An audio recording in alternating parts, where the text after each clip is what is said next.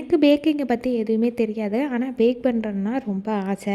இப்போ தான் ஒவ்வொரு ஐட்டமாக செய்ய கற்றுக்கிட்டேன். பீஸா ஒரு 4, 5 டைம் சொதப்பி இப்போ நல்லா பர்ஃபெக்டாக வருது. நெக்ஸ்ட்டு குக்கீஸ் பண்ணலான்னு சொல்லி களத்தில் இறங்கியிருக்கேன். இன்றைக்கி ராகி மாவையும் கோதுமை மாவையும் வச்சு தான் இன்றைக்கி குக்கீஸ் பண்ண போகிறேன். ஃபஸ்ட் டைம் ட்ரை பண்ணுறனால நான் கொஞ்சமாக தான் மாவை எடுத்திருக்கேன்.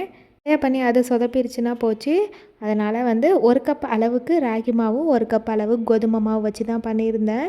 மாவை நல்லா சலிச்சிட்டு அதுக்கப்புறமா பட்டர் எடுத்திருக்கேன். என்கிட்ட பட்டர் கொஞ்சமாக தான் இருந்துச்சு. அதோட 1 டேபிள் ஸ்பூன் அளவுக்கு நெய் சேர்த்துட்டு லைட்டாக மெல்ட் பண்ணி அது கூட 3 டேபிள் ஸ்பூன் அளவு நாட்டு சர்க்கரை போட்டு ரெடி பண்ணி வச்சுருக்க ராகி மாவோட சேர்த்து கொஞ்சமாக பேக்கிங் சோடா, லைட்டாக சால்ட்டு, காய்ச்சி ஆற வச்ச பால் சேர்த்து ரெடி பண்ணிக்கலாம். டிகிரி செல்சியஸில் 5 மினிட்ஸ்க்கு ப்ரீ ஹீட் பண்ணி வச்சுட்டேன் ஓவனை.